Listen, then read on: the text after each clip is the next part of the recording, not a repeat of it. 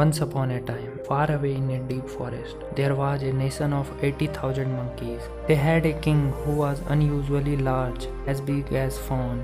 He was not only big in body, but he was also large in mind. After all, he was Bodhisattva, the enlightenment being.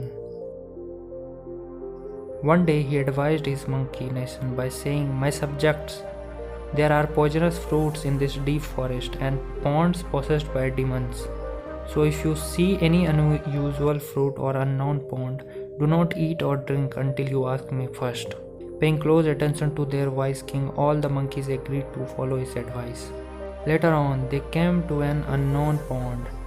Even though they were all tired out and thirsty from searching for food, no one would drink without first asking the monkey king. So they sat in the trees and on the ground around the pond. When he arrived, the monkey king asked them, "Did anyone drink the water?" They replied, "No, your majesty, we followed your instruction." He said, "Well done." Then he walked along the bank. Around the pond, he examined the footprint of animals that had gone into the water and saw that none came out again.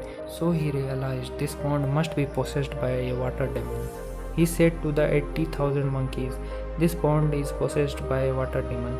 Do not anybody go into it." After a little while, the water demon saw that none of the monkeys went into the water to drink.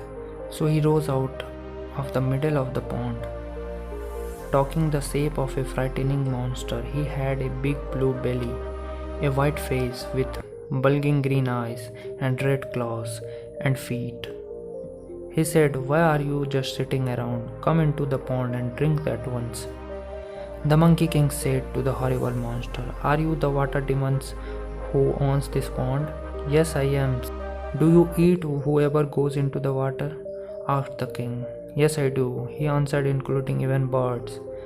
I eat them all, and when you are forced by your thirst to come into the pond and drink, I will enjoy eating you." The biggest monkey, most of all, he grinned, but the monkey king with the well-trained mind remained calm. He said, "I will not let you eat me or a single one of my followers, and yet we will drink all the water we want." The water demon grunted, "Impossible, how will you do that?" The monkey king replied, "Each one of the 80,000 of us will drink using bamboo shoots as straws, and you will not able to touch us." Of course, anyone who has seen bamboo knows there is a difficulty. Bamboo grows in section one after another with a canot between each one. Any one section is too small, so the demon could grab the monkey, but the knots make it impossible to zip through more than one section.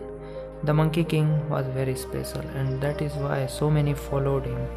In the past, he had practiced godness and trained his mind.